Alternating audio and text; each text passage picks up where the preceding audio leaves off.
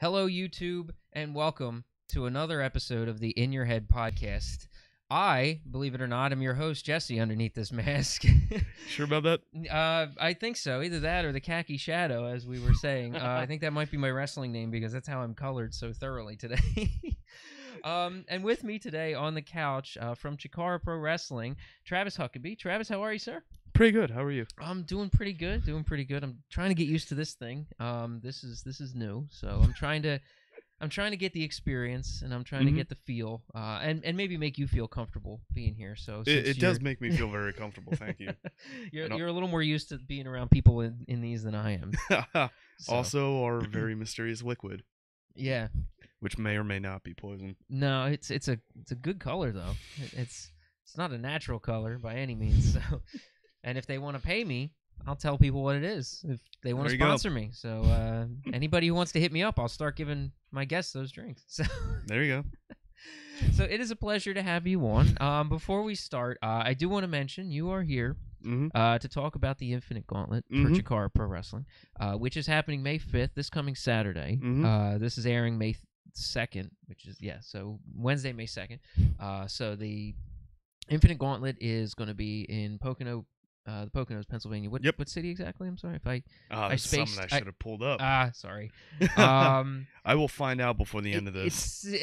If nothing else, I'm going to definitely have links and stuff below, so I'll have everything down below to check it out for sure. So explain the Infinite Gauntlet from Chikara for me and for my viewers. So for anyone who has seen I'm just trying to pull up the. Oh no, I hear you. So we can tell address people right now. So for anyone who has seen the Royal Rumble, it's very similar. Even the greatest Royal Rumble, which just happened.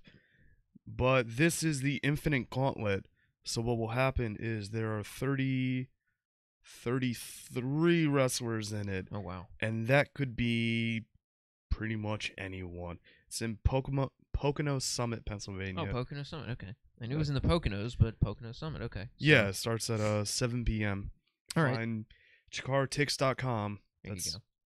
Plug out of the way. So, no, we'll get it out there so people can get the tickets. Yeah, definitely. And get to the show because that's why we wanted to have you on. Get get people out there. So it's a ginormous battle royal that will start with 2 people in the ring, and every 88 seconds a new person will come out until all 33 competitors have entered. You can win by, you can be eliminated by pinfall, submission, or getting thrown over the top rope. Okay.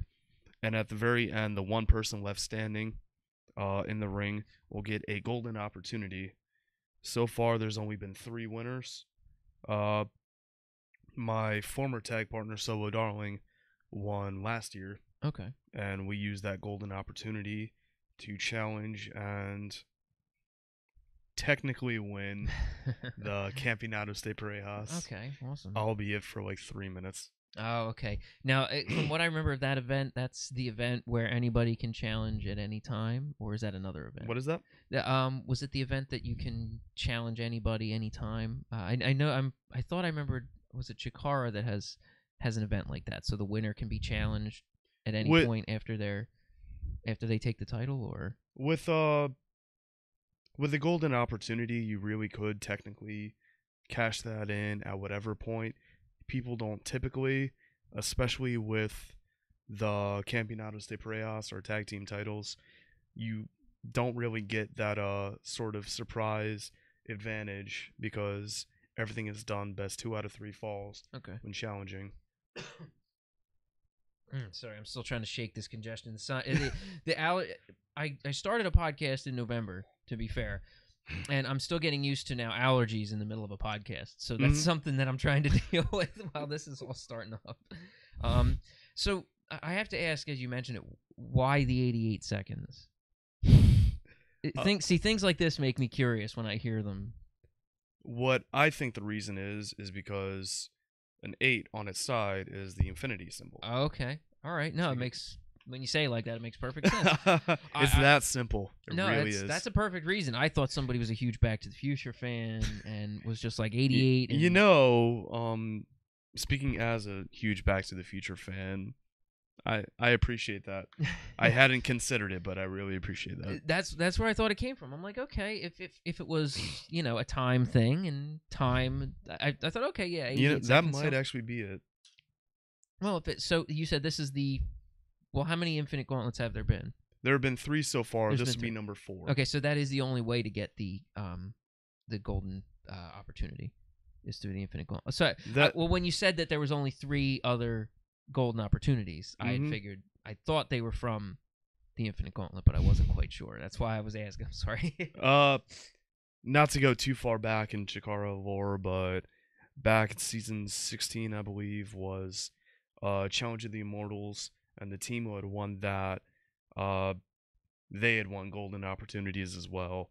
The point being, it's really difficult to get a golden opportunity like that. Right. Okay. So it's, I mean, I'm a little uninitiated into the wrestling worlds. I mean, as I've told a lot of people on several episodes. You're the Khaki Shadow. I'm the Khaki Shadow. But I think I'm going to stick with that actually. It's grown on you. I'm liking it, man. But as I've told some people before, I'm not really initiated into the wrestling world as far as stories, how things go, like why wrestling is the way it is. I 100% enjoy the athleticism and the skill and the things you guys can do, the feats that people can pull off. I mean, so as people climb through tiers of wrestling, from backyard and wherever up into things like Chikara and then to like the WWE and such, the level of I've always seen that it's like a level of I guess personality and skill that have to kind of go hand in hand as you climb and as you do the things that you do to go into another organization or any things like that. So that's what I love absolutely watching. And for anybody who's never seen Chikara, who's never, whether you are or aren't a wrestling fan, if you've never seen Chikara, their shows are amazing. There's some amazing athletes. So the stories are fun. I mean, I've gotten to see some of what's going on and trying to, I mean, you guys are in the 19th season now. Yes. So a little tough for me jumping in. I mean, it feels to me like I'm jumping in watching Lost in the 3rd season, and I'm a little confused when I'm trying to figure out what's going on. But you guys make it, it's entertaining to watch. So it's definitely fun for anybody. So if you enjoy, any professional wrestling, definitely check them out. ChikaraPro.com. Am I correct? Okay. ChikaraPro.com. It is our fun-filled super lucha. Sorry, I said that wrong. Fun-filled lucha super party. Okay. It's a ginormous comic book, for lack of better phrases for it. But ChikaraPro.com, we've got our own Netflix-type service, Chikaratopia. Like you had said, we're in our 19th season. Yeah. You could sign up for that. You even get free trial, all that blah, blah, blah. And it will literally go back 19 some odd years. I think it was maybe not that far, but you get the idea. It'll take you back. I think 2002 was the start of Chikara. Oh, okay. With Mike Quackenbush and Reckless Youth. I think that's when they started that. Oh, wow.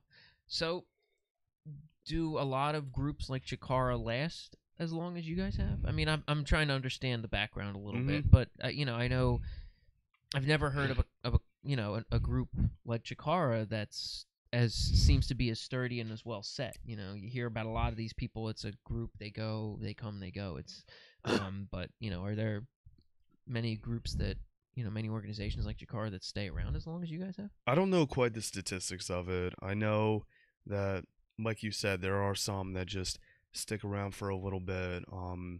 Any of those Wrestling Is shows from a few years back, they're not around anymore, and some will start up and some fizzle out. But it is really something that we have been around for so long and have had that lasting sort of impression with people. Yeah, cool. It's been it's been great watching you guys and seeing the shows. So because we do have a mutual friend, Scott Holiday.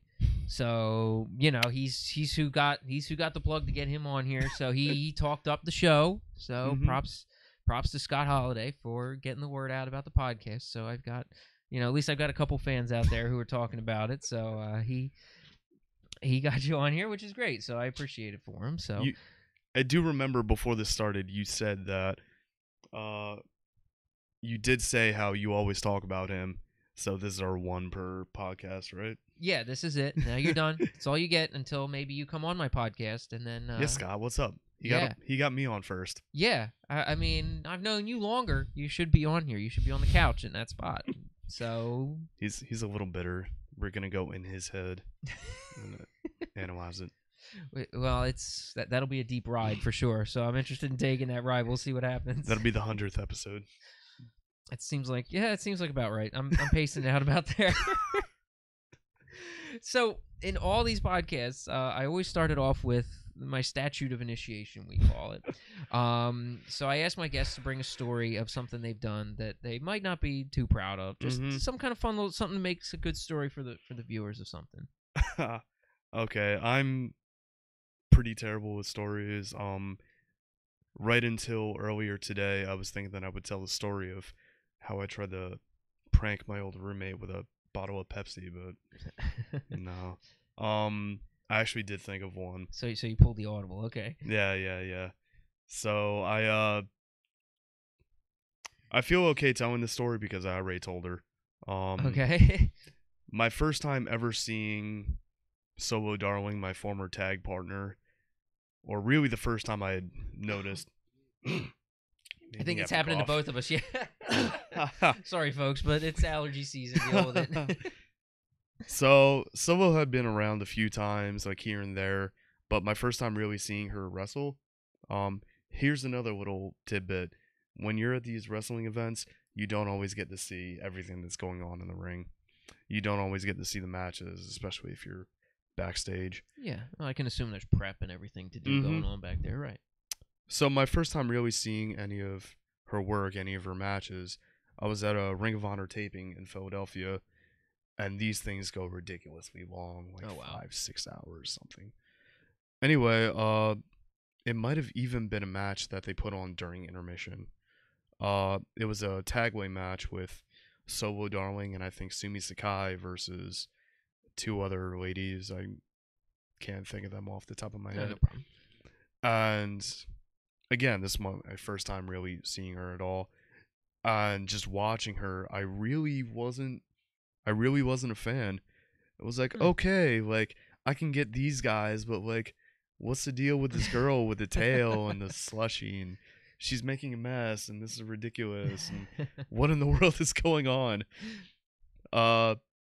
So I remember like just saying all these things, and this was to the person I was with, and the very next day, who turns up training that night but Solo Darling. So I feel really guilty shaking her hand, and we go through the motions and everything, and we end up tagging together in like some practice matches, stuff like that. So the whole time it's just like, oh god, why are you so nice?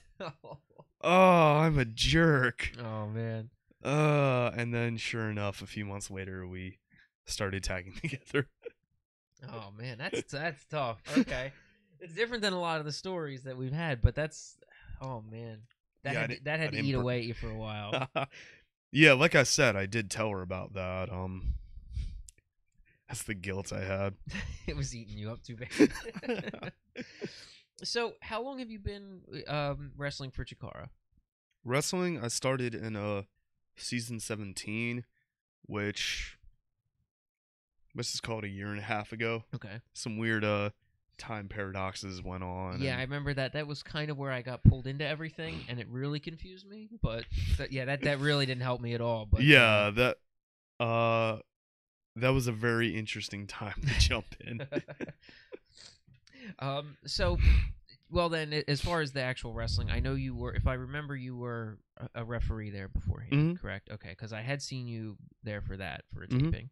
And so, how long have you actually been, I guess, I don't know, I don't want to say doing wrestling, that just sounds horrible, but that was like, I'm trying to filter that. But how long have you actually been like training to to wrestle and find a place on stage So this has even got its own little story in and of itself. In May of 2015, okay, Chikara had moved from its old location to the current location, 4711 Wingate Street. That's your plug for the day. There you go. To its current location, and in order to commemorate it, they had a big open tryout seminar thing going on. So what would happen is they would open your doors to people with no experience. You pay a little fee, and they'll work you out. They'll put you in the ring. They'll have you do rolls, things like that, just to see how you were. And then at the end of the day, they would decide one person who would ultimately go on and receive free training at the school. Oh, nice. So I had mentioned this at Scott Holliday's podcast. I had mentioned this, and he got very, very bitter because he was also at the tryout. And I'm assuming if you said one person gets the training. Yes. Okay. It was not Scott. I'm sorry, Scott. Which I guess is why Scott is the ring announcer. That, and he has a much better voice than I do. His podcast is a couple hundred episodes, so I assume he would be used to talking at this point. He has a better voice. I have a better headbutt. We'll leave it as that. You gotta be put where you gotta be needed. That's for sure.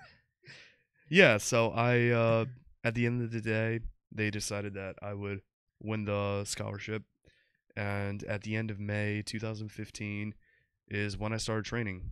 So coming up on my 3-year anniversary of training. Awesome. What were you? I mean, were you like into wrestling beforehand? Obviously, like a fan of watching and. Yeah. So, did you follow any other? I guess did you follow Chikara beforehand, or was it? I'm just trying to see how. You ended up at Chikara. Because if I was thinking, I want to do wrestling, I would be like, if I didn't know, you guys, I'd be like, where would I go? I really wouldn't know, and Chikara wouldn't be the spot. I'd end up probably finding just some place that you pay to go train and things like I feel that. Like the Monster Factory might be close to here. Yeah, exactly. Places like that. That's where I would have ended up instead of going to Chikara. So I guess I was curious how. Well, that's what I tried. That, like I said, that's what I wonder on these podcasts is how you how you got where you are, and that's what always is interesting to me. Yeah, I was a fan of it. Something like 10 years ago, my older brother had brought me to my first wrestling event. We were both fans of wrestling for a while, all the TV stuff, Rey Mysterio, actually. Okay, there you go. Yeah, so okay, all comes full circle. Yeah, it is. That's what this podcast tends to do. I'm going to embarrass myself to all the wrestling fans who are watching this. When I purchased this at Goodwill the day before I recorded this, because I found it there. Everybody else I know seems to know that this is a Rey Mysterio mask. I just thought it was, fitting that I found it when I did, knowing I had an interview the next day. And everybody else knows that this is a Rey Mysterio mask but me. So for any of you out there going, it's a great Rey Mysterio mask. You're right, it is. So now we all know it. So it's not a hermit crab mask. No, it's not. You guys have some great wrestlers. I mean, as far as the people who were there and the characters that they've developed are absolutely amazing. I love the ice cream guys because my Spanish is terrible and I can't say ice cream anymore in Spanish because I know that's what it was. But I had seen them at a taping at an event, and they were incredible to watch. They played amazingly to the crowd. Like that's the thing I talk about that I mentioned with the entertainment value, and they were so much fun to watch. And to see all that happen, and that's what kind of kept me hooked with watching you guys, because they had so much fun. And I mean, yeah, you have the hermit crab, you have the proletariat boar. He's he's fun to watch. There's so many characters I can't even remember all the names. I mean, it's just they built such a great bunch of characters that it keeps it entertaining. I mean, if I watch the WWE, I can look and I can see this is a guy, this is a guy, this is a guy. That's pretty much all it was. That's all it seems to be now, as opposed to older wrestling, which was like you had I'm gonna go way back. I'm gonna date myself from the only time I knew wrestling, which was like the $1 Million Man. Okay, yeah. And Macho Man, but those guys were the character. That was it. A big suit that was, sewn with dollar bills together. Macho Man with the stringy things under his arm. Tassels. Yeah, yes. yeah. That was the character, and that was something that's like now it just seems like it's a parade of, just big muscly guys. And you guys have built such an entertaining, awesome bunch of characters. It's great. So I love that about Chikara. So anybody who's not seen it, really, Chikara Pro, I'll keep plugging it because I do enjoy it, and being at a couple of the shows and watching it all go down is a blast. So I know you guys open. You guys have tickets to come to shows, so sometimes that shows up on there. You can come watch a taping and watch a show, and maybe get yelled at like we did for a taping as an audience because we messed up real bad. And I'll get back into that later for sure. Now I'm curious. Oh, I'm definitely going to cover this because it was a great taping. You may have, I think you were probably there at that point in time, and you might remember it. So I'll definitely bring it up because I brought it up with Chris Hale when he was here, and he remembered. It was a funny day. So during the podcast, I always do a word association. Now I'm trying to see what people think. I want to get a little word association. So I got 7 words. Okay. I want you to give the first word that comes to your mind, word or couple words, a couple word phrase that comes to mind when I say these. So it's just 7 words. So just give me the first thing that really comes into your head. Time. Spent. Okay. Sport. Play. Okay. Car. Road trip. Okay. Water. Bottle. All right. Night. Day. Comedy. Laughter. And work.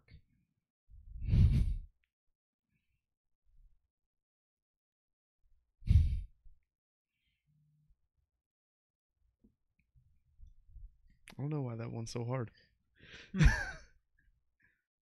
Job. Okay. No, that's usually one that elicits either a really quick response or one that really hangs people up. Because most people, when it's work, they're just like, they just say bad words.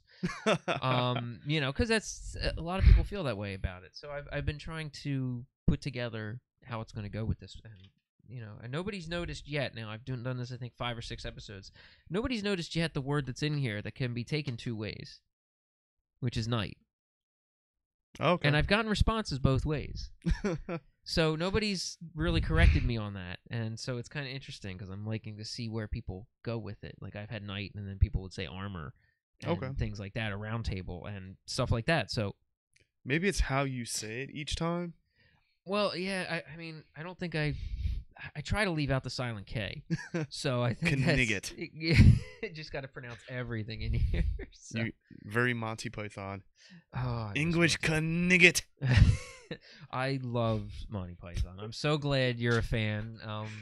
And as you said if anybody had seen you on Scott Holliday's podcast, as he mentioned, Plus 2 Comedy. Yes, the Plus 2 Comedy podcast. You're welcome, Scott. But he had said you were younger, so I'm actually kind of surprised the Monty Python. Well, I mean, a lot of younger people don't get exposed to it. Well, I've got a very British style to my wrestling. British taste in comedy as well.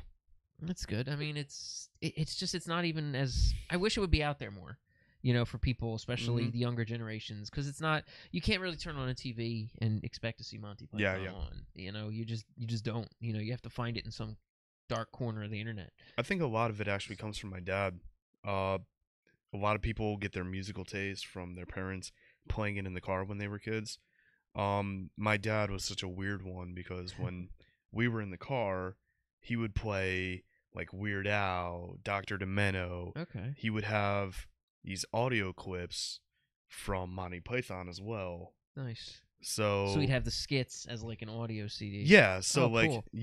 The one with the spam. Oh God. Spam, baked beans, spam. Yep. Oh yeah, I know that one. With the dead parrot. Oh, that has to be probably the best skit. I don't know. I do like the one with the guy goes to buy an argument. Oh, yes. Yes, the argument room. I came here for an argument. You're just giving me contradiction. Oh, I'm sorry. This is abuse. No, this is learning how to get hit on the head. No, wow. They are a great group, and I'm glad it's still being appreciated by people out there, because I thought I was like on the tail end of well, it wasn't really being broadcast a lot when I was growing up.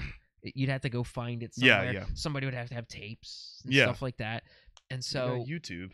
Yeah, now it's YouTube, so it gets out a little bit more, but YouTube mostly just seems to be filled with people streaming video games and just As someone who spends a lot of time on YouTube, whether it's playing videos while I'm in the car or doing whatever, there are some decent things if you go look. Oh yeah.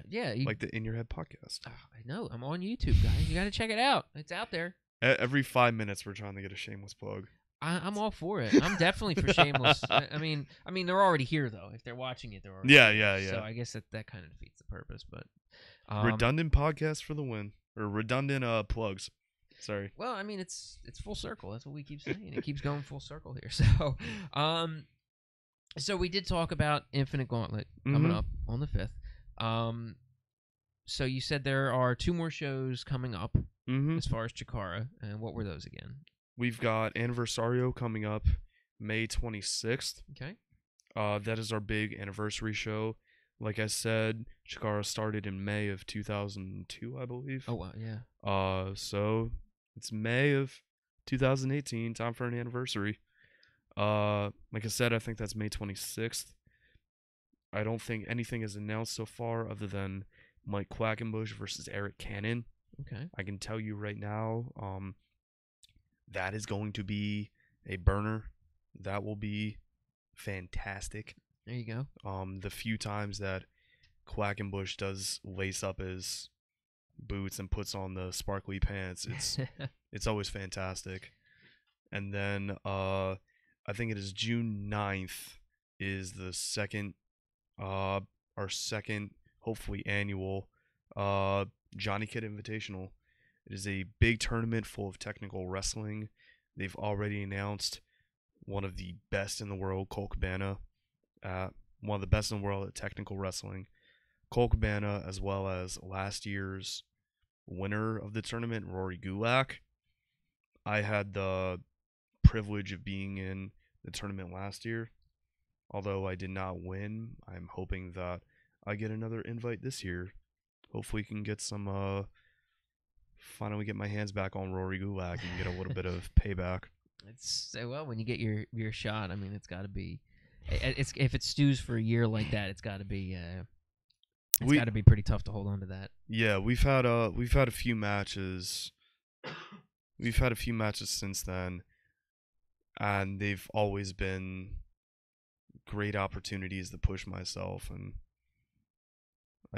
I really think I can get him.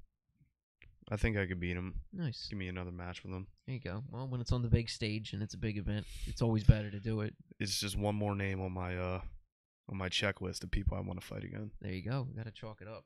Well, I can see how it would definitely stick in your craw, and you wouldn't want to not crawdad. Not crawdad. I fought that guy before. Yeah, exactly. He's a weirdo. Like I said, they're characters. Every single one of them. They're all interesting characters from what I've seen. So, all the way down to Officer Magnum. One of my favorite characters. I think he is the universal favorite character of just everyone. Yeah, you can't argue with Officer Magnum. So if you don't know who Officer Magnum is, he is an accomplished police officer who's won the Medal of Courage 2 times. 2 times. Wow. I think he saved a bus full of burning school children, something like that. Ooh, were the school children on fire, not the bus? Or was a flaming bus of school children? Because now I'm confused. I mean, it could be either one. Oh, man. But he saved it. He saved them. So if you don't know who Officer Magnum is, go to ChikaraPro.com. He's got a Twitter and everything. You won't be sorry. There you go. Check it out. So let me go to the story I alluded to earlier that we had going on, and then I'm probably gonna have to take this off because I have to do some technical stuff up here on my computer to forward this along. So it's not easy seeing in that. No, it's not. This is not. I can. The camera's over there. So hi guys. That's mostly what I know, especially since I'm not wearing the glasses that you normally see me wearing during this podcast. Doesn't really help.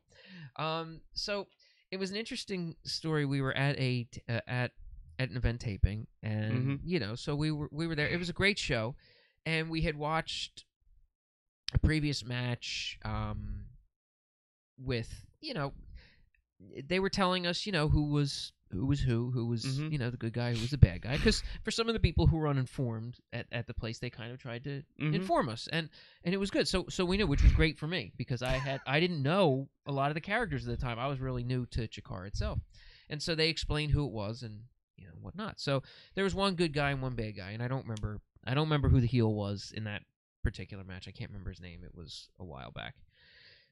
Later on that evening, the same heel came out and wrestled again, but he wrestled against Hip Toss Hank. So, for anybody who doesn't know, Hip Toss Hank is one of the, what would you call that wrestler that would be there?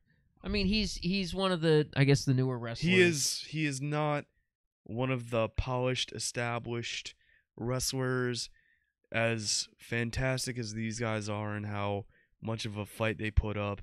Usually they don't end up on the winning side. Right. Let's just put it that way. Yeah. And so the problem was, we had watched said heel in a match before. So we were trained to boo the heel.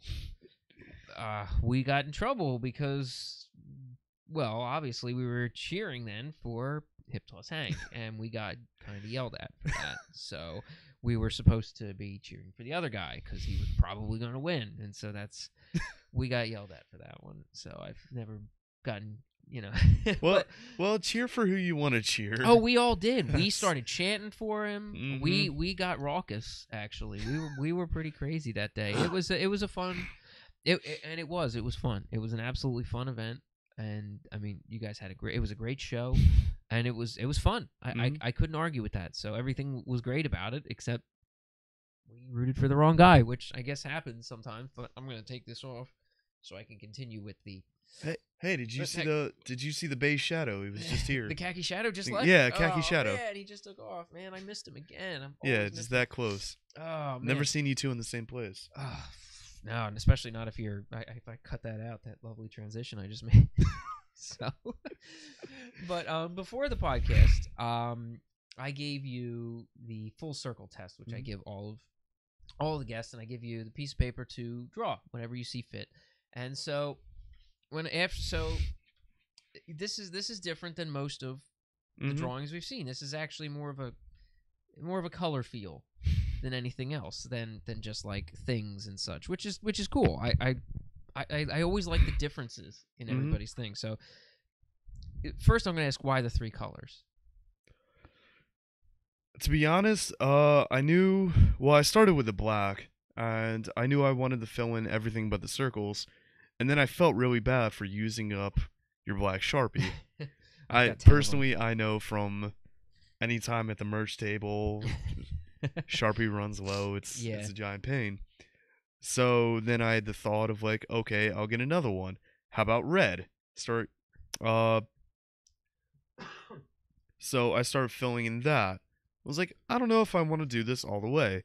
So I just grabbed a random color. It happened to be that light blue. So a lot of this was by happenstance. Okay. No, it's fine. I see, sometimes with people it tends to be... Now, I'll be honest, when I saw you start this, and here's the way I thought you were going with it. I thought that this was going to be a moon of some sort. Because you started filling in right around this one circle. I'm like, oh, cool, maybe he's going to do like a moon in the night sky. That's where I thought it was going at first, when I first saw you start to fill it in. Because as I see people do stuff with this, I wonder myself where their brain is going and why they're thinking the things they are, which is...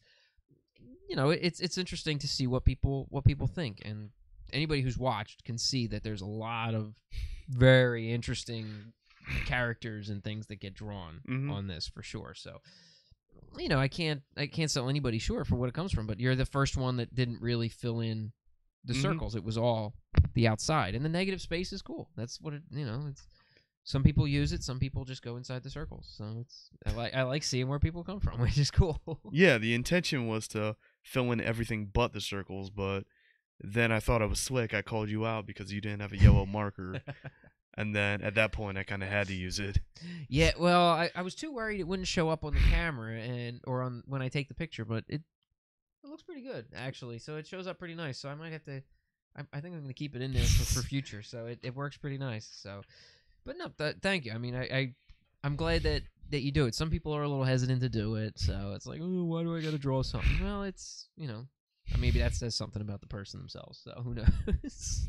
I also like to ask everybody who comes on here, because I'm a bit of a gamer myself, what is your favorite video game?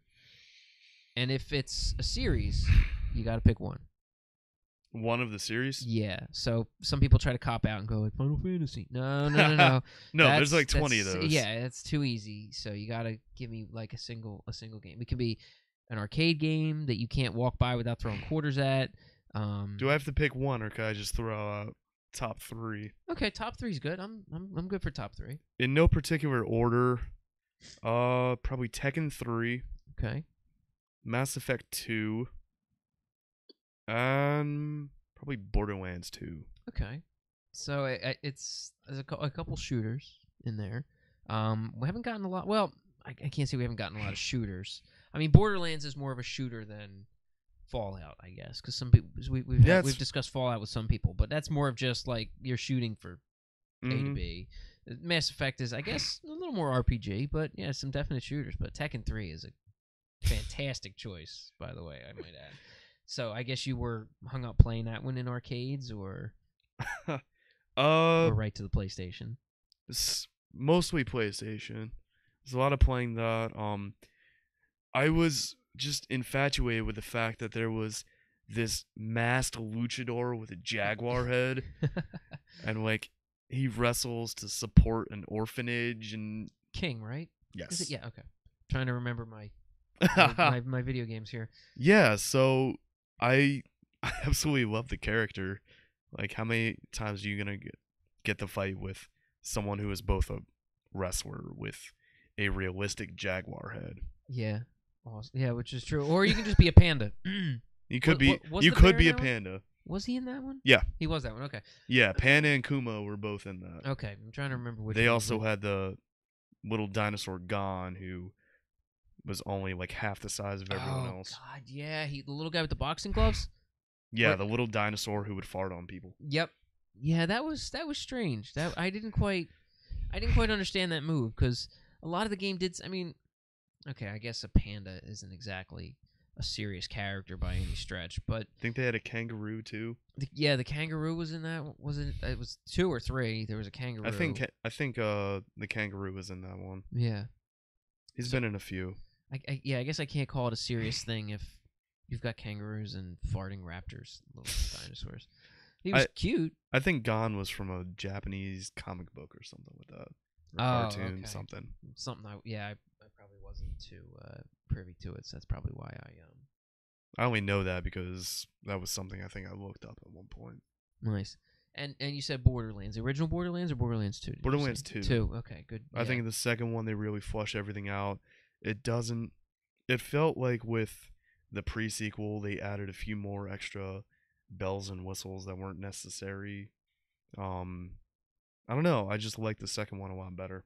No, I'm with you. The fact that it brings out your inner hoarder, because every game that I've played, it's like every game I mentioned, I said like I'm a Fallout fan myself, and games like that just bring out the inner hoarder. No matter how much you repress your hoarding instinct, and you play a game like Borderlands, you're like, ooh, gun, and you stop and look at it. And oh, gun, and you can't stop. The worst is when you level up a few times and there's a gun that you absolutely loved and you don't want to get rid of it, but it's the worst. You kind of have to. Yeah, and it's such a horrible feeling because it's like a friend. Yeah, and like you wanna put it in like that bank or the vault thing to save it for like a future playthrough, but then you've just got like a bank full of a whole bunch of guns that you're never gonna use. And yep. That sounds about right. Just feel bad about it. That's pretty much what happens, and it is. It's hard to. That's where the hoarding instinct comes in. You're just like, oh man, I want this, and you want to just keep all these guns. And the friends I play with that have played the game, they're just like they've got their inventory is constantly full. Yeah. And it's like it's so hard, and I'm probably one of the worst offenders of that too, because I will just want to just keep stuff because it's like, oh, but I really liked this gun, or I may need electric, or I may need acid, and you're yeah. It's like, oh, this one has slag, but like, I know it's awful. It's like it's a nice thing to have, but I've already got my Vlad pistol, and that's all I need. So how did you feel about the raiding in that game then? I'm going to ask that. Talking about as far as like the high level raid bosses. I beat a few of them, but I only played single player. Right. Just from the nature of it. But definitely like the first one, it wasn't Hyperius. What was the Terramorphous. The Terramorphous, the Invincible, yeah. Oh, I definitely did like that little cheat thing where you hide behind a rock, and I definitely did that the first time. Yeah, I'm not gonna lie, it was and then I got the B shield, and this God. was before they nerfed it. They brought it back apparently. Did they? Yeah, they unnerfed it. That was I stopped playing when they nerfed the B shield. I'm not gonna lie. And they were like, all right, we put it back. All right, fine, guys, you're gonna harass us about it. Yeah, so I had the B shield, and then that was it the Sand Snake or whatever it was from the Pirates Booty DLC? Yeah. That had like this thing going on? Yeah, the Leviathan, I think it's called. That wasn't the name of the gun. No, that was the one. I think that was from 1. I think the Leviathan was the raid boss from it. Oh, or like the main boss. Yeah, see, now I think I'm getting my Borderlands confused. But no, it's such a fun game to get yourself hooked on and sit and play. I never liked that part about the raid bosses because they were so complex to beat these things. You needed 4 players. Yeah. They all needed to be spec'd out perfectly. And everything needed, and I was like, it's not why I'm playing the game. Yeah, yeah. If I wanted to do math, I'd do math. I want to just play and have fun, you know? So it was having fun with the regular bosses was always a good time. Yeah, yeah. So yeah, no, I never played Mass Effect. I never I know. Everybody, if I say that to them, they're like, oh, I know. Yeah. It's one of the few that I didn't play, and I regret it a little bit. It's never too late. No, I'll have to pick it up. I mean, it's on both consoles, right? Yeah. Okay, so don't get Andromeda. You can if you want, but I wouldn't want that to be the first taste of it. Well, I'd rather start in the beginning. Yeah, if I'm going to start with the first one. I'm going to work my way through. So, especially because the first one will probably be cheaper at this point. Oh, definitely. So I'll go with the first one, and then you might have to battle it a little bit with the first one, especially the combat. They don't quite get it to. They haven't quite perfected it. Might be a little bit of a struggle, but that's fair. It's definitely worth it playing the second one after the first one, especially when your choices and everything carry over. Okay, so it like uses your save file and yeah. Okay, that's cool. Certain people die, certain people don't die, and so the story actually it does continue. So so it'll use your save file and continue with like whatever choices you made. Yep. Wow. Okay, that I like. Okay, now I'm definitely now I'm more interested. I like that because I like games that have a choice that means something. Like playing Fallout. It wasn't linear. Fallout 3 more so. Fallout 4 you could kind of screw around, but what's your debate between Fallout 3 and 4? Now I'm curious. As far as what I liked or didn't like about one of them, the only thing I didn't like about Fallout 4 was like it felt linear picking a faction. Yeah. Definitely. Once you were in a faction, that was it. Like, okay, we're these guys, screw everyone else. And that kind of put me off. I can see that. As opposed to 3, where it was just like, I can go screw around amongst the wasteland, and if I don't like these people, I'll kill them. Yep. If I like these people, I'm going to help them. And that was the way it really went, and it left it a lot more open, and there was the good and the bad route. Yeah. So there's not quite a bad route in Fallout 4. No, there's really not. Unless you get the Nuka-Cola DLC. In which case, it's entirely being bad. Yeah, but I guess it's kind of a really roundabout way to be bad. I mean, your karma never really gets affected in that game. So you could just be that horrible person in Fallout 3 that just nukes Megaton off the face of the earth. Yeah, yeah. Oh, sorry, spoilers from 5 years ago, 10 years ago. But yeah, I mean, you could be that bad guy. You could be good or be horrible, and you just don't get it in Fallout 4 until you get to band up with the Raiders, Mm-hmm. the bandits, whatever. And I was kind of upset about that. So you just had to. It felt more like, well, who? To me, it felt more like they were trying to weigh you as good and evil, and as far as who you picked as a faction. Yeah. So who, like, the Institute is this way, and they had their ways, and the Minutemen were this, and then the Brotherhood of Steel, and so everybody had their. And I think that they were trying. I think if there was a deeper way of explaining it, which I wish maybe at the end of the game they would more psychoanalyze you. Yeah, it's like, well, there's a lot of things that they tried, and I appreciate that they tried, but they didn't quite hit the mark that they were going for. As far as what? Like you said, at the end of it, there wasn't really too much of maybe consequence of it. Yeah. Like there are all these things that happen, but you don't necessarily like earn that thing that happened. Yeah. Like I get even like in the sense of morality, like you said, it's really kind of linear at parts, and then at the end, like maybe you do nuke these certain people, and then it goes to the end, and it's got your character doing the whole war never changes thing. Yeah. But it's like that wasn't even really your choice. Like you did that. That was the path that it put you on because you decided to follow up with these guys. Right. Yeah. I wasn't. Yeah. That's pretty much what I got stuck with, which I wasn't a big fan of. I forgot I had a drink in front of me this whole time. There is an extra there, by the way. Yeah. Mysterious liquid. I'll say it in case you pull it on camera, which is fine. So no, I was maybe they'll sponsor me. I was gonna do my best to avoid bringing it on camera. Yeah. If somebody from Red Bull sees this and wants to sponsor me, feel free. I'd love some sponsors. I'll put stickers back here somewhere. Look, I don't have any shame. Just crowd the thing with Red Bull. Yeah, just stickers and cans back there. Hey, I'm not that proud. I'm not gonna bother pouring it into the glass, as per the conversation we had earlier. Really feels like Red Bull is one of those things you have to drink out of the can. I never thought of it that way. I mean, I get what you're saying about beer, like certain beers and things like that. I would assume that some people like this shouldn't be drank out of a can, and some people will say that like this is terrible out of a can, or it's like they put Guinness in a can. Yeah, and they're like, why? That's what everybody said. Why? And I guess like if they, I don't know. I wonder what Red Bull in a bottle would be like. Oh God, I wonder if it would eat the. It's bottle. Probably just the same level of poison as without. Well, I wonder if it gets that yellow color because it starts to eat the can a little bit. So maybe that's one of the ingredients in there. The can that it's in is one of the ingredients listed. Yeah, it shaves off bits of the metal inside. But that's where you get that zingy aftertaste from. Oh, that's what that is. Yeah, it's actually oxide. Aluminum. Oh, I always wondered about that. That's why I stopped drinking this stuff. Oh, I thought it was because your heart's gonna explode. Or maybe I shouldn't say that. Maybe they won't sponsor me. Oh, there goes my sponsorship deal. Man, sorry. It's my fault. I lost another. I think Scott Holiday lost a podcast because they had a Monster drink on there, and somebody said it tasted like lime-flavored gasoline, I believe. Ooh. Yeah, they're not getting a Monster sponsorship, I guess. So that's out the window.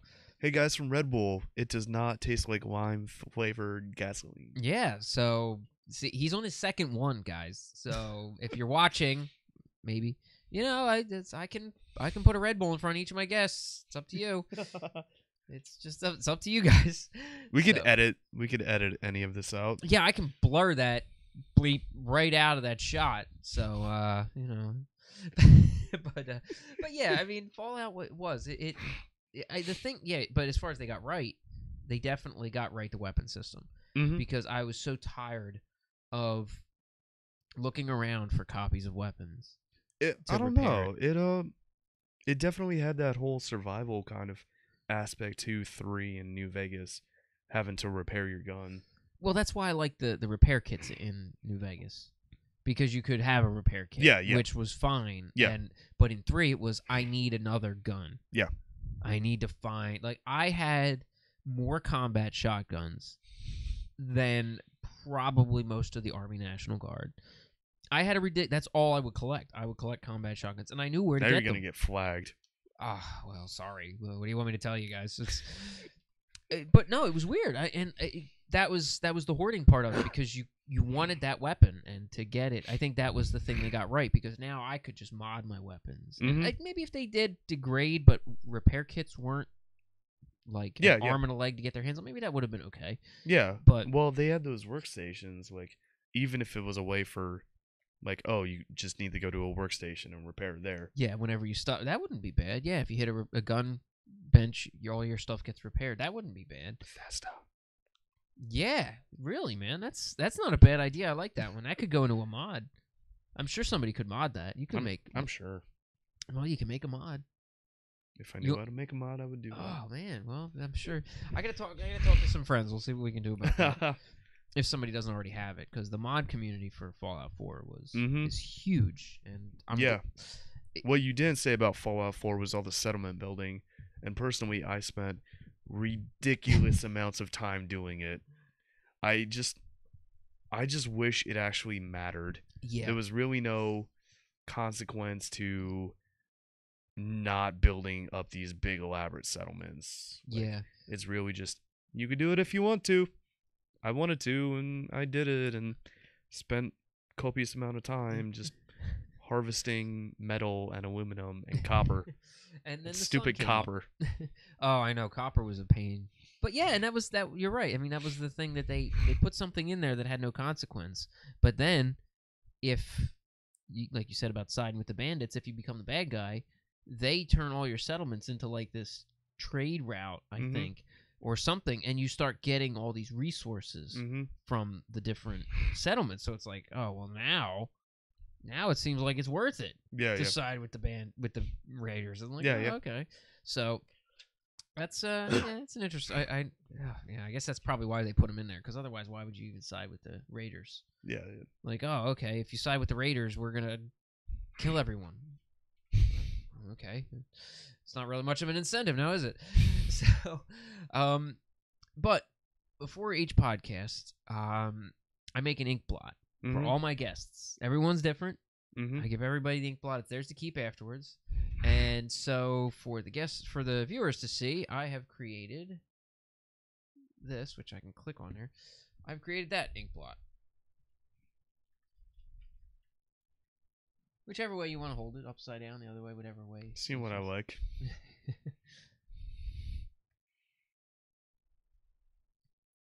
I think I inverted this again. Let me flip that over for you guys here, because I think. Or maybe it's the way I'm gonna end up using it.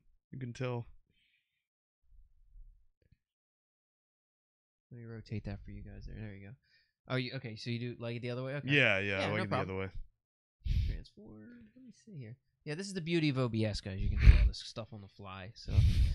So what do you see in this? Honestly, I see. You can tell how much time I spend at Chikara. I honestly kind of see Frightmare's mask. Okay. I might have to pull up a picture of it, but all right. I would, if I could do it quick enough on my computer, I would, and put that up there. But because I'm interested the roster page here. There you go. Look, right on Chikara Pro on your phone. Look how quick that is. Yeah, shameless plugs. Oh, there's nothing shameless about it.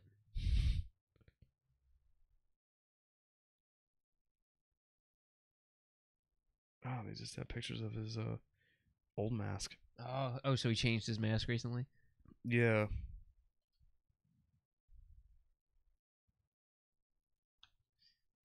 Okay, I see it, right. So I'll try to put a picture up, or at least a link below. Either Frightmare or Hollow Wicked. Or I'll tell people to get to the site. Yeah, get to the site and check it out. You can find out, and you can see exactly what we're talking about. You could see the mysterious... Well, I did see some definite, like, creepy... oh, yeah.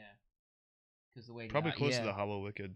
Yeah, so the way the eyes are, and you can see... So everybody who's looking at it can see, you know, a lot of the masks, yeah, they have the mouths sort of shaped out, and the eyes, and that's... Yeah, as creepy as that. And that's... It is kind of skull-like. I noticed when it Yeah, I think was done. kind of gives it that nose sort of impression, and you're Yeah. Maybe it would be a good mask for somebody. I mean, hang on to it and see if it would be like a good. maybe I'm gonna send that over to Ophidian and Kate, see what they think. So that is yours to hang on to for sure. As all my guests, you get to hang on to that. My little souvenir that I gave everybody. And then one of the last questions I'd like to ask all my guests: if you could go back to a point in time and stay there, it doesn't have to be a day.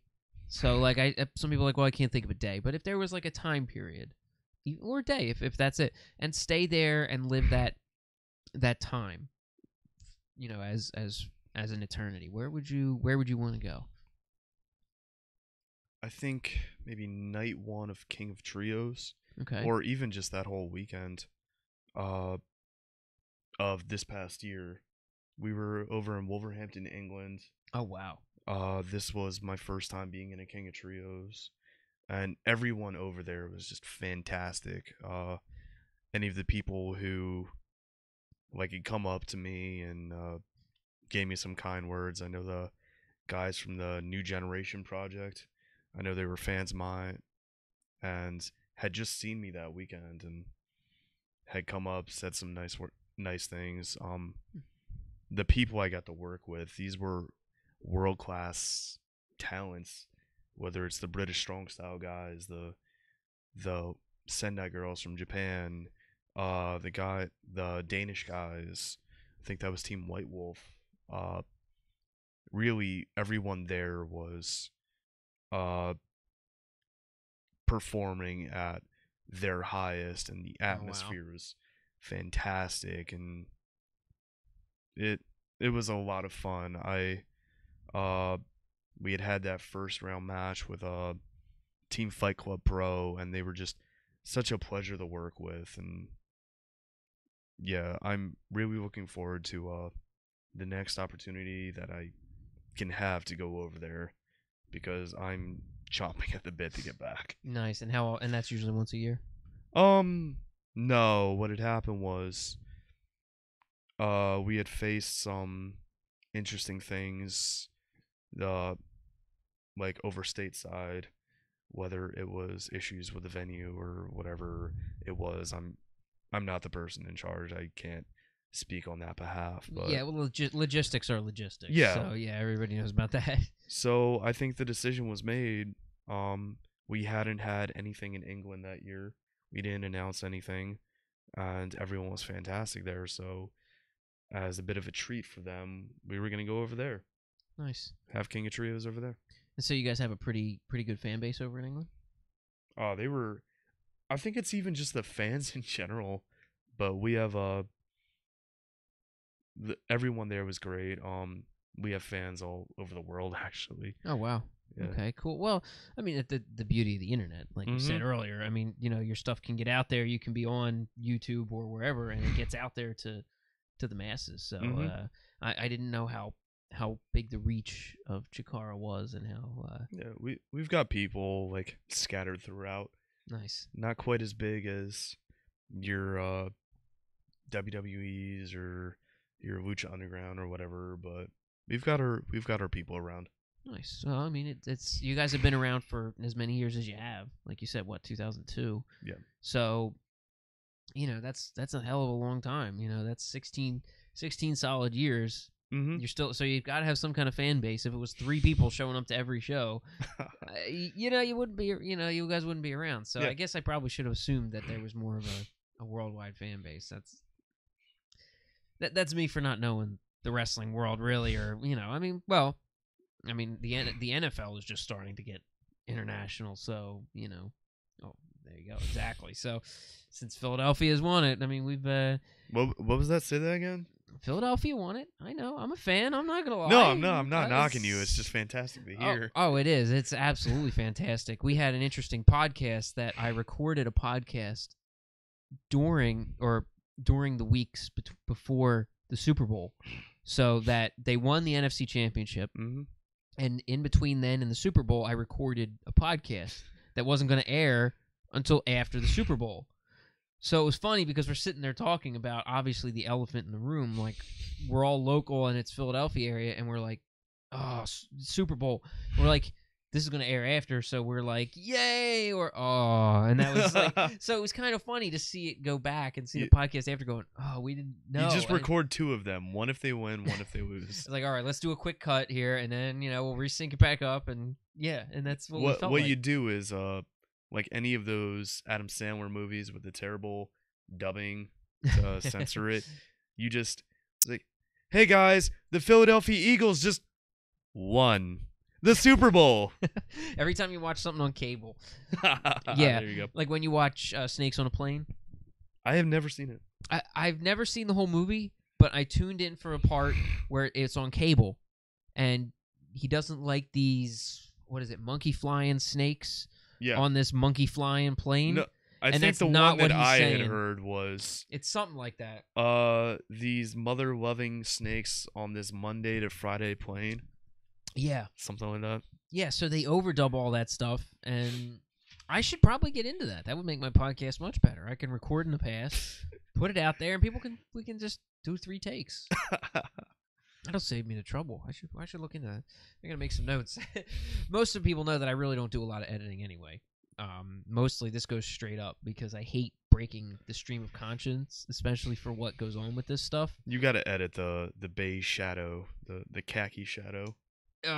What, my transition? Yeah. All right, well, this is going to air in about 12 hours, so I'm going to see what I can do. But if you can, it's no stress. No, it's kind of a cool feeling. The anonymity behind it. So to wear that and be the character and not be yourself, which I guess is a little bit of what I do when I'm at my open mic. I'm DJ Octopussy at an open mic, and I wear a big octopus hat, a big crocheted octopus that looks like it's sitting on my head, and so that's kind of me during the show, and I kind of feel like it's... I'm picturing what was it? Pirates of the Caribbean. Very close. A cross between what was it? Davy Jones and I don't know, Martha Stewart. Yeah, that's about right. Probably what you're thinking is right. It really looks like a big octopus on my head. My wife made this thing for me, and I wear it at the open mics, and that's why. Sparrow. Which is great. Another great movie, man. I could see this. You asked how I go 2 hours beforehand, and this is how it happens. This is how I go 2 hours, but we're right at about the hour mark anyway. So I don't want to keep too many of the people who are going to watch who are going to tune in, and I'd like to get everybody to the end who's going to tune in, especially to who might be wanting to check out the Chikara stuff. So we've talked about the shows. So if you are interested in the Chikara shows, the 26th of May. Is going to be what was the name? It's Anniversario. Anniversario. And, of course, the one in just a couple days, May 5th, Infinite Gauntlet. Up in the Poconos. Find all information about this stuff at the website, chikarapro.com, or more specifically, chikaratix.com. Okay, I'll have some links down below for sure. And anything that you can't make live, you can watch on Chikaratopia. That's our streaming service. It's always great, yeah. And that will, every event from the Wrestle Factory, it streams live as it's happening over on that service. And most events we do have are at the Wrestle Factory, Northeast Philadelphia. Awesome. Yeah, I've been there. It's a great time. It's a great show. It's a great room. I mean, it feels intimate enough that you're there, you're watching it, and you're not... Like, if I went to a real event in a stadium, like, to watch wrestling in the second deck of the Comcast, or not the Comcast, the Wells Fargo Center, it just wouldn't feel good. Yeah. And to sit there and be that close, and if you check out the videos on Chikara Pro, you can see, if you're in there, you're really watching the action. You're right on top of it. And yeah. It's that much more fun to watch. So you can physically reach out, touch the person. You can you will notice, like, if you're cheering, if you're booing, the people in the ring, they'll hear you. They notice. Yeah. You can physically affect what is happening as it is happening. Yeah, and that's what happened with the ice creams. We were cheering for them, and Mm-hmm. there was a couple people in the crowd who were saying things, and they could hear it, and they reacted and were saying stuff, and that's how they got fired up, and it was so much fun, and they reacted to it, and you feel like you're part of that show. Like if you're that guy that's out there holding up a sign, you're one of 20,000 people out there with your sign, but it feels like really you can really feel that emotion, and it does help, and it makes you really feel part of it. So definitely check these guys out. They are a blast to watch. So if you can't make it to the show, which is very soon, so it is. Yeah. This is airing on the 2nd. The show's the 5th. If you can't make it, make sure you stream it, because that will stream as well. Yeah, that event will stream. So I don't know if it'll live stream, but okay, we will put it up at some point. Chikartopia, you can watch everything so you don't have to miss anything. Okay, exactly. Check it out. You're gonna be in any particular matches? I will be in the gauntlet itself. Or I mean, right. This is the gauntlet. I was thinking for the next episode. I'm getting the two confused. I'm sorry. So this is the other thing I meant to ask earlier. How is the order of whom comes out determined after those 88 seconds? I'm not positive, to be honest. It may be order that we were announced. Okay. I'm not sure. Or it may be completely random. Okay. Either way, we'll see what happens. Okay. Well, either way, you'll be wrestling. You can see me in the gauntlet. I think the Cyberhawks challenge for the Campeonatos de Parejas that day. A few other matches you're going to be able to see Mr. Kennedy, or Mr. Anderson, Anderson, who was formerly on WWE. You'll be able to see him versus Mr. Touchdown. But the gauntlet itself will have a lot of old favorites, a lot of interesting people. It'll have Glacier. Wow. Glacier from Glacier? You're just going to be excited to be there for that. Yeah. Jakob Hammermeyer, Flex Rumble Crunch, Grizzly Redwood. A lot of old names. Even the return of Princess Kimberly. Oh, wow. She's coming back just for this event? We'll see. Hopefully. Okay, well, hopefully more. Hopefully. I mean, that was when I had first started, like when I first learned about Chikara was right when she had left. That was like the story thing that I remember had happened, and that was... I'm sure she's got some words with the Whisper coming soon. And if you haven't seen him, he was also on Plus Two Comedies podcast, so he was there too. So you can check him out on Scott Holliday's podcast. But what about you? Twitter, anything like that? You want people to go check out? Find me Twitter, Instagram, Travis_Huckabee. You can like me on Facebook, which I am not as good as maintaining, but every so often I will put up some of my matches that they release on YouTube, upcoming matches, things like that. I think those are the main ones. Twitter's a lot easier. So many people are better at it than I am. Yes, Twitter, you will see me. I use that a lot more regularly. Any of my match announcements, any promos, anything like that. You could find a couple of my matches up on YouTube, the Chikara Pro YouTube channel. It's got a few of mine against Grand Akuma, Silver Ant, Nighthawk, couple tag matches. There's a few things. Awesome. So definitely check him out. Check out his Twitter. Stay in touch with him. And definitely check out Chikara. Because I promise you, if you are even the slightest bit of a fan of wrestling, and I wasn't, like I've told a lot of people, I was never like a big WWE fan. I knew of it, but I was hooked on Chikara just because of the personalities, the good time that it is to watch. So, and the absolute, and I will say it 100 times if I have to, the absolute athleticism that you guys show, and you leave it all out there. So, I mean, I appreciate it. I'm sure a lot of the people that go and watch appreciate it. So, check these guys out. Check out Infinite Gauntlet if you can. I know it's soon, but definitely check it out. And I definitely want to thank you for being on the podcast. No problem, sir. And so, as always, make sure you like and subscribe down below. And any of the links that I was talking about are going to be down there with this, so you have a nice, easy way to get to everything. We'll be waiting, Red Bull. Give us a call, sponsor. Yeah, I can put a sticker right back here. It's not hard. I mean, I can silkscreen that right on there. It can't be that hard. I mean, Red Bull or whomever wants to sponsor. I'm looking for sponsors. If you want to sponsor, there's a Patreon page. There is a Patreon page. I try to mention it, but I usually do it a little late. I'm sure most people tune out by now anyway. So I try to mention, go check out the Patreon. There's some great rewards. The $5 a month sponsorship, I'll send you a pen. I will hand make you a pen, hand turn you a pen, and make a video of it for you custom. It's no joke, I will hand turn you a pen, just like one of the other videos that are on my video list. So check it out. Sponsor, and I will send you a pen if you stay a Patreon to this page. So it's something.